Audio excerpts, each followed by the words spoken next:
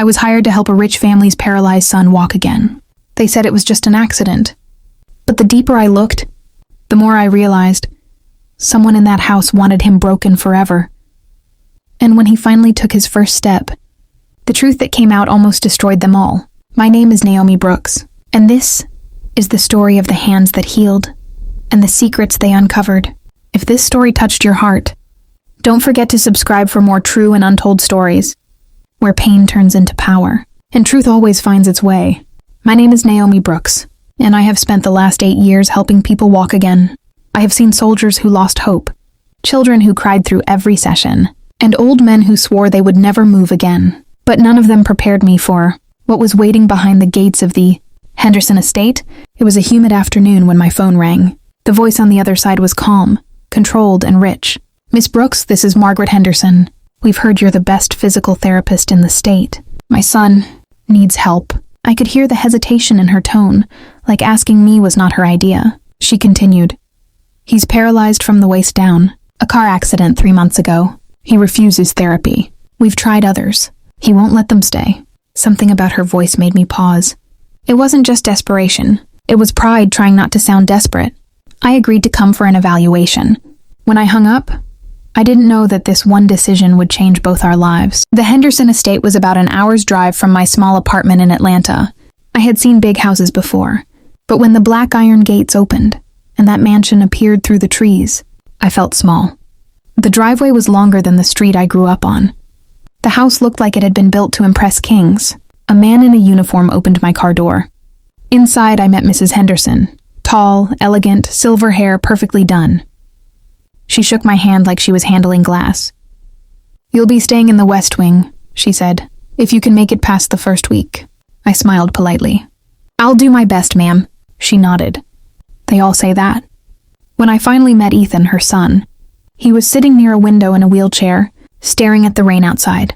His jaw was sharp, his blonde hair messy, his eyes cold like winter water. I introduced myself, but he didn't even turn his head. "Mr. Henderson, I'm Naomi Brooks. I'll be working with you." "Not for long," he said quietly. It was the first time I saw him move his lips. And the first time I realized this wasn't going to be a job. It was going to be a battle. That night, as I unpacked my things in the small guest room, I heard thunder outside. I stood near the window looking at the vast property and whispered to myself, "You've faced worse. Naomi, you can do this." But deep down, I could already feel the walls of that mansion breathing with secrets. And I didn't know yet that some of those secrets would try to break me before I could heal anyone. The next morning started before sunrise. I woke up to a faint knock. It was a maid, a young woman named Claire, carrying a breakfast tray. "Mrs. Henderson said you should have something before your first session," she said, smiling nervously. Her kindness felt out of place in that house. I thanked her and made my way down the long hallway toward Ethan's room. Every step echoed off marble. Floors and expensive art. I could almost feel invisible eyes watching me. When I entered his room, Ethan was awake, sitting in his wheelchair, his jaw tight. He didn't look at me. "Good morning," I said. "Let's start slow today. Just some simple arm stretches." He stayed silent. I walked closer, picked up his left hand gently, and started guiding his arm upward. His muscles were stiff, resistant. He finally muttered, "You don't have to waste your time. I'm not walking again." I kept my voice steady. "Then we'll just work on making you stronger where you can be." He glared at me. "You think you're going to fix what God already broke?" I looked him in the eyes. "I think sometimes God sends people to remind us he hasn't given up yet." For a moment, he didn't know what to say. Then he pulled his arm away. "You sound just like the others." I stood up straight. "Maybe, but I'm not leaving until you at least try." That was the first time his eyes truly met mine. Angry, proud, but a little uncertain. I saw a man who wasn't broken by the crash alone, but by guilt he refused to name. The days that followed were cold and quiet. Meals were served on time, polite smiles exchanged, and whispers followed me down hallways. The staff seemed cautious around me, as if working for the Hendersons meant surviving more than serving. One evening, I overheard 2 maids whispering in the kitchen. "She's wasting her time. He hasn't spoken to anyone since the accident." "Except her," the other one replied. "Maybe she'll find out what really happened that night." I walked away before they could see me, my mind racing. What did they mean by what really happened? Later that night, I went to check on Ethan one last time. He was sitting near the same window, staring into the dark. I asked quietly, "Can I open the window for some air?" He nodded. That was progress.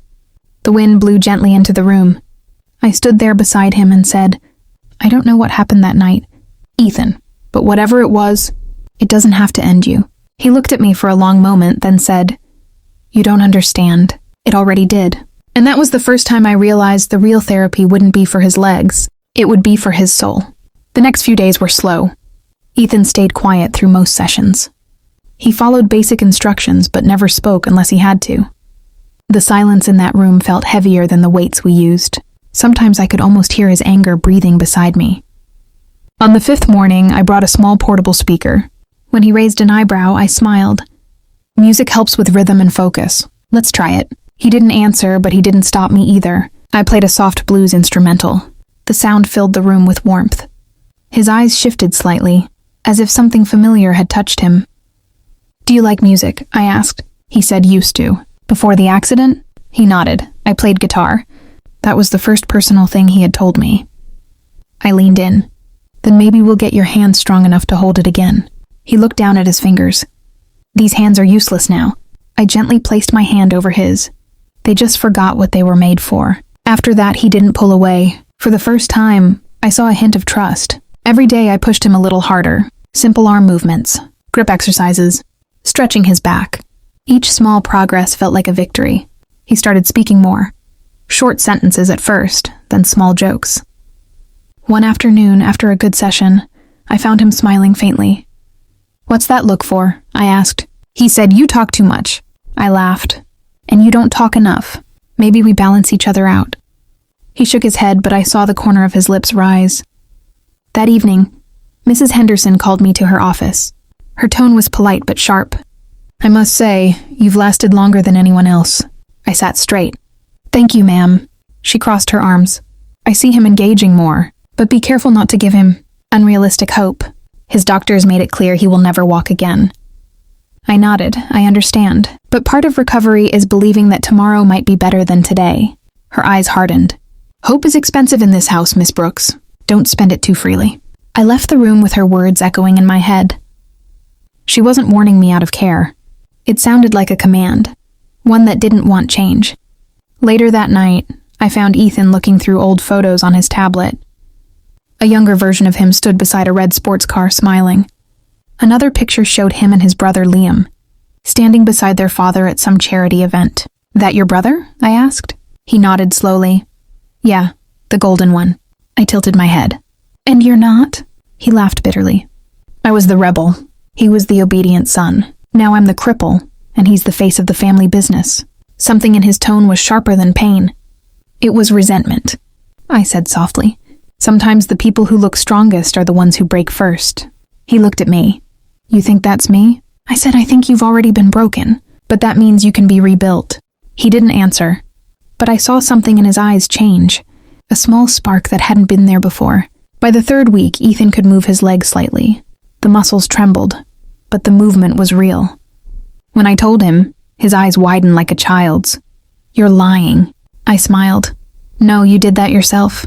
He stared at his legs, his breathing quick. I felt it, just barely. "That's how it begins," I said. "Small things turn into big things." That evening, I walked into the hallway and heard someone speaking behind a door. I froze. It was Mrs. Henderson's voice, low and tense. "He's not supposed to be improving this fast," she said. Then a man's voice replied, one I hadn't heard before. "You told me the doctor said he'd never recover." Mrs. Henderson hissed. "They did. But she's different. She's getting through to him." "Then get rid of her." My heart raced. I stepped back quietly and hurried to my room. My hands were shaking. Why would his recovery be a problem? That night I couldn't sleep. I kept thinking about the way Mrs. Henderson looked at me. There was something she wasn't saying. Something tied to that accident. The next day I acted normal. During therapy, Ethan seemed more open. We practiced standing support with the walker. For a few seconds he lifted himself halfway. I clapped my hands. "That's it, see? You're doing it." He smiled, exhausted. "You're crazier than I thought." "Good. Because crazy gets results," I said, laughing. When we were done, I asked, "Can I ask you something about the accident?" His expression darkened. "What about it?" I hesitated.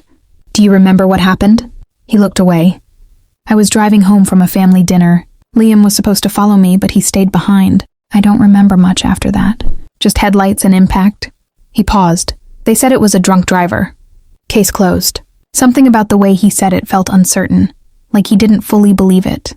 Later that evening, I found Claire, the maid, cleaning near the staircase. I asked her quietly, "Claire, what really happened that night?" She looked around nervously. "You shouldn't ask that, Miss Brooks." "Please," I said. "I need to know," she whispered. "All I know is Mr. Ethan was supposed to take over the company after his father died. But something changed. After the crash, his brother Liam got everything." I froze. "Everything?" She nodded. "The house, the company, even the media appearances. Mrs. Henderson says it's better for the family image, but some say the crash wasn't just bad luck." My heart sank. It was starting to make sense. Why Mrs. Henderson didn't want Ethan to recover. Why the staff whispered behind closed doors. And why the house felt like it was holding its breath. That night I walked into Ethan's room again. He was quiet, lost in thought. I said, "You trust your family, right?" He frowned. "Why are you asking me that?" "Because I think someone in this house doesn't want you to get better." He laughed bitterly. "That's ridiculous. Then why do they talk like it's a problem that you're healing?" He stared at me for a long time. "Who said that?" "I heard your mother last night." He clenched his fists. "Naomi, don't get involved in family politics. You'll just get hurt." I stepped closer. "Maybe I already am involved. Because if you can stand again, the truth won't stay buried." He looked away, his voice low. "You don't know what kind of truth you're digging for," I said, "then help me understand." But he said nothing more. The room fell silent again. Only this time it wasn't resistance. It was fear. That was the night I realized the healing I came for wasn't just physical. It was buried under lies, greed, and something dangerous. Something that wanted to stay hidden. The next few mornings felt different. Ethan was no longer silent or angry. He showed up for every session, pushed harder than before, and even cracked small jokes. I noticed that when he laughed, the coldness in his face melted away.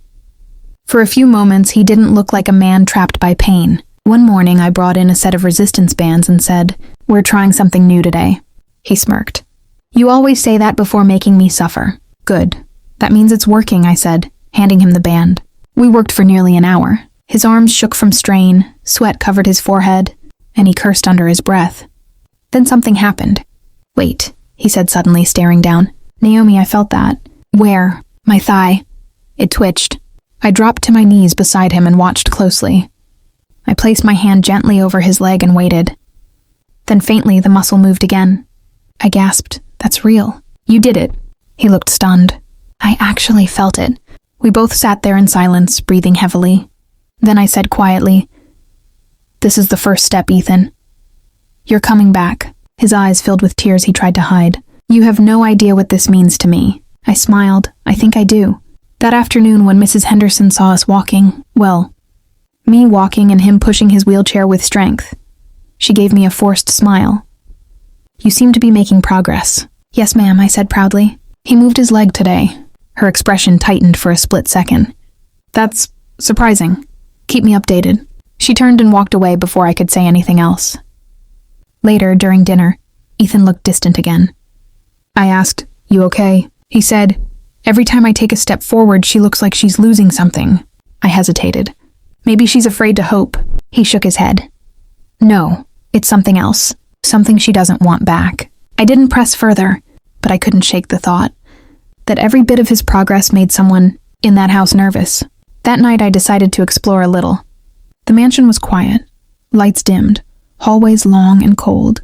I walked softly until I reached the study, Mrs. Henderson's private office. The door was slightly open. Inside, I saw her sitting at her desk with Liam.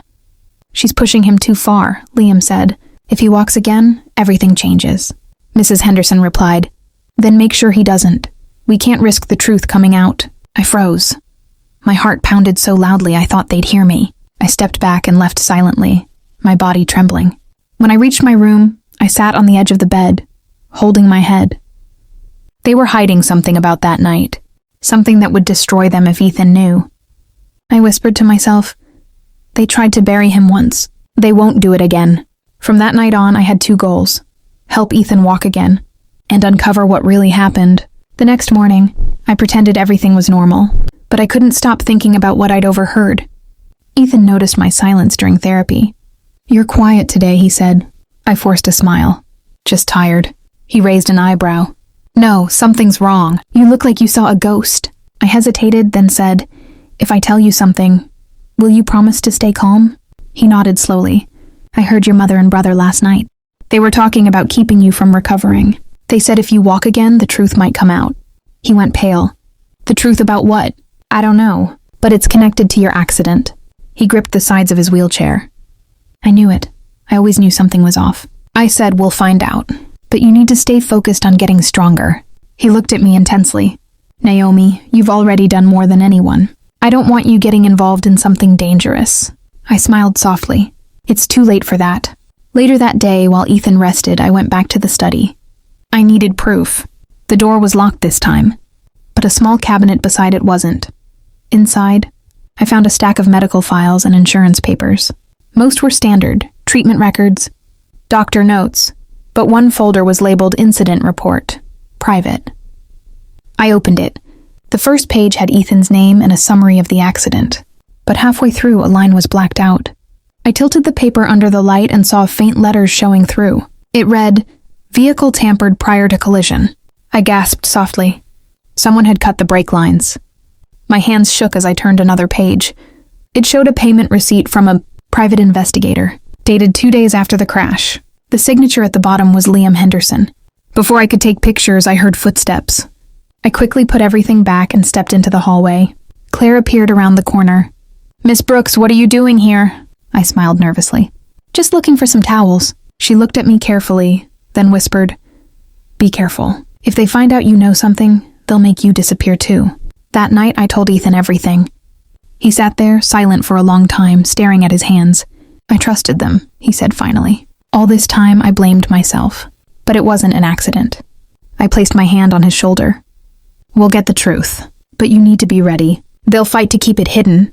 He looked up at me, his jaw set. "Then let's give them a reason to be afraid." Over the next week, his recovery became unstoppable. He stood for the first time, just a few seconds, holding onto the bars, his body shaking. When he looked at me afterward, he said quietly, "It's coming back." I nodded proudly. "You're proving them wrong, one step at a time." But deep inside, I knew every bit of progress was pushing us closer to danger. The Hendersons were watching, and soon they would act. That evening, as I turned off the therapy room lights, I saw a shadow move past the hallway window. Then a whisper, low, sharp, and close. "She needs to leave." My heart skipped. Someone was standing outside, watching, and for the first time since I entered that mansion, I truly felt afraid. The next morning, everything in the house felt different. The air was thick with tension. People avoided eye contact. Footsteps were quieter than usual, and even the clock seemed to tick louder. I could feel it. They knew I had found something. When I entered Ethan's room, he looked alert, restless. "Did you sleep?" I asked. "Barely," he said. "I kept thinking about what you told me. The brakes, the payment, my brother." I nodded slowly. "You need to be careful. They might suspect we know something." He gave a small smile. "Let them. They think I'm still weak. That's their mistake." We began the session. His movements were stronger now. He could lift himself halfway, balance for a few seconds, and sit without my help. Every improvement felt like defiance. After lunch, Mrs. Henderson called me to her office again. The door was closed, her tone colder than ever. "Naomi," she said, "I've been watching you, and I think your time here has come to an end." I tried to stay calm. "Have I done something wrong?" She leaned forward. "You've been asking questions, snooping where you don't belong. That's not part of your job. I'm just helping Ethan recover." Her eyes narrowed. "Ethan doesn't need false hope. He's already been through enough. You're stirring things that should be left alone." I held her gaze. "Or things that should have never been hidden." Her expression turned to stone. "You have no idea what you're talking about. I'll have the driver take you back to the city tomorrow." I nodded politely and left the room. My heart was pounding, but my mind was clear. If they wanted me gone, it meant I was close to the truth. That evening, Ethan asked, "You're quiet again. What did she say?" "She's sending me away tomorrow." He froze. "No, you can't go. I need you here." I smiled faintly. "Then we have one night to finish what we started." He nodded firmly. Let's do it. We went to the therapy room, even though it was late. The mansion was quiet, moonlight spilling through the windows. I steadied him on the walker.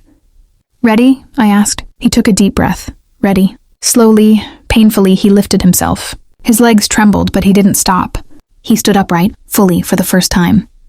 His eyes widened, his breath shaking. I'm standing, he whispered. I laughed through tears. Yes, you are.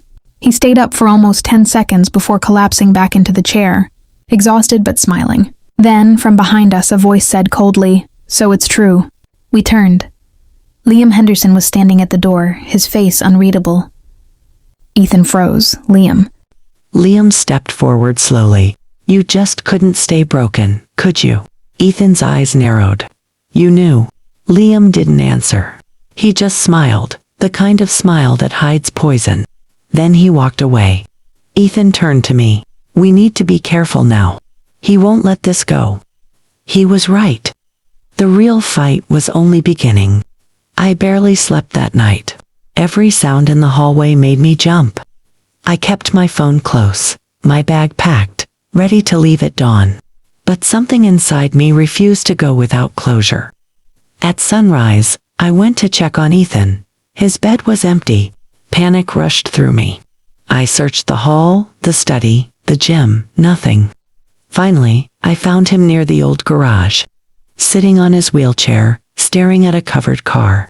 What are you doing out here? I asked, rushing to him. He looked up slowly. This is the car from the accident. They kept it here all this time. I looked at the dusty tarp. Why would they keep it? Maybe to remind themselves of what they did, he said, his voice trembling with rage. He pulled the cover off. The car was wrecked, rusted, one side completely crushed. But near the brake pedal, I saw something metallic, a small cut mark on the brake line. It matched the report I had read. Ethan clenched his fists. Liam did this. I said softly, we can't prove it yet. He turned to me. Then we'll make him confess. Before I could stop him, Liam appeared behind us. You shouldn't be here, he said coldly. Ethan faced him. Tell me the truth. Did you cut those brakes? Liam didn't flinch. You were never supposed to drive that night. I told you I'd take the car. But you were drunk and stubborn. So you did it, Ethan said. Liam shrugged. I loosened the line. Yes. I wanted to scare you. But I didn't mean for it to go that far. You tried to kill me. I tried to protect the family. You were going to ruin everything with your reckless behavior. Mother agreed it was best if I took over. I stepped forward. You're admitting it now. Liam turned his glare toward me. You don't belong here, Miss Brooks. Walk away while you can. Ethan shouted. She's the only reason I'm still alive. Liam's face twisted with anger. He stepped closer to Ethan. You're going to stay silent about this, brother, or you'll lose everything left. Ethan looked at him calmly. I already lost everything. Now I'm getting it back. Before I could move, Liam grabbed Ethan's wheelchair and tried to shove it backward. I jumped in between, pushing him away. He stumbled and shouted, You think you can save him? You'll regret coming here. I shouted back, No, you'll regret hurting him. He glared at both of us and stormed away. My hands were shaking, but Ethan looked calm to calm. He admitted it, I said. You heard him. He nodded. That's enough for me. We sat there for a long time, watching the sunrise over the wrecked car. It wasn't just a sunrise. It felt like the beginning of freedom. But deep down, I knew Liam wasn't finished. That evening, the house was quiet again. Too quiet. Claire came to my room and whispered, Be careful tonight. I heard them arguing. Mrs. Henderson is furious. Liam says you're dangerous. I nodded. Thank you, Claire. You've been brave. She looked scared. Please just leave before it's too late. But I couldn't, not yet. Ethan needed me. When I went to his room, he was sitting with a cane beside him, practicing standing up again. You're not sleeping either, I said. He smiled faintly. Sleep can wait. I need to be ready. We talked for hours, quietly, about everything, his regrets, my struggles, and how strange it was that two people from such different Worlds had found strength in each other. Then near midnight, the lights went out. The entire mansion went dark. Ethan looked at me. Power cut? I listened carefully. No, someone did this. Suddenly, footsteps approached fast. The door burst open and Liam stepped inside with a flashlight. His face was pale and furious. You were supposed to leave, Naomi. I stood my ground. And you were supposed to be a brother. He took a step forward. You don't understand what's at stake. If this gets out, our name is ruined. Everything Father built will vanish, Ethan said. He built it on lies anyway. Liam shouted, You don't deserve it, and lunged forward, trying to grab the cane from Ethan's side. I pushed him back again. This time he lost balance and hit the corner of the table. He fell to the floor, groaning. I froze, breathing hard. Ethan looked down at him and said quietly, Now you know what helpless feels like. Liam groaned, clutching his side. You'll destroy this family. Ethan answered, No. I'm going to rebuild it with truth. I helped Ethan back onto his chair.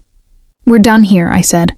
We left the room together, walking down the hallway in silence. The storm outside had started again, rain beating against the windows, wind howling through the trees. As we passed Mrs. Henderson's room, her door opened. She stepped out, eyes filled with shock as she saw Ethan actually standing, with the cane. She whispered, You're walking. Ethan looked straight at her. You should be proud, Mother. I finally stood up, for myself. She covered her mouth, tears filling her eyes. I never wanted this to happen. I just wanted to protect what we had left. He shook his head. You protected lies. I'm done living under them. She turned away, crying quietly. For the first time, I saw not a powerful woman, but a broken mother trapped by her own decisions. Ethan placed his hand gently on her shoulder. It's over now. She nodded weakly. Do what you must. That night, as the rain poured and thunder rolled, Ethan and I packed our things. We didn't know what the future would hold, but we knew one thing for sure. He wasn't broken anymore. When we left that mansion, I looked back once. The house stood tall, proud, and cold, but something about it looked smaller now, as if its secrets had finally been emptied. I turned to Ethan. Where do we go now? He smiled, steadying himself on the cane. Wherever life takes us. But this time, I'm walking there. I smiled too. Then let's begin. And as we stepped into the dawn, I realized healing wasn't about muscles or movement. It was about truth, and the courage to stand when the world wants you to fall. The sun rose slowly over the Henderson estate, filling the therapy room with soft golden light. For the first time, it didn't feel cold or haunted. It felt alive. Ethan stood at the far end of the parallel bars, his hands gripping them firmly. His legs trembled, but his eyes were steady. I stood a few feet away, watching. You ready? I asked quietly. He smiled. I've been ready for a long time. He took one step, then another. His body shook, but he didn't stop. I felt my throat tighten as he reached the end of the bars and stood on his own. I clapped my hand softly.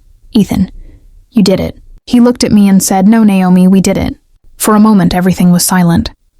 The house that once carried whispers of fear now echoed with something stronger. Hope. Later that morning, Mrs. Henderson asked to see both of us in the study. She looked pale, her hands shaking slightly as she poured tea. I heard what happened, she said. He walked. Ethan nodded. Yes, I did. She set the teapot down too quickly, spilling a few drops. Ethan, there are things you don't understand. What I did to protect the family. He looked at her calmly. Protect us or yourself? She didn't answer. I reached into my bag and placed the copy of the report on the table. We know the brakes were tampered with. We know who paid for it. Her eyes filled with tears. It wasn't supposed to go that far. Liam just wanted you to stop asking about the company accounts. Your father left everything to you, and he couldn't stand it. Ethan leaned back, pain crossing his face. So my own brother tried to end me, and you helped hide it, she whispered. I couldn't lose both my sons. I thought you'd never walk again. I thought it was over. He stood slowly, using only a small brace on his leg. It's not over, but it's time the truth lives where it belongs. He handed her the report. You can confess or I can, but either way, I'm done living in your lie. She nodded weakly, tears falling. I'll tell the truth. We left the study quietly. Outside, the air felt fresh for the first time since I came here. Ethan stood on the porch steps, looking out at the wide green fields that stretched across the horizon. He turned to me.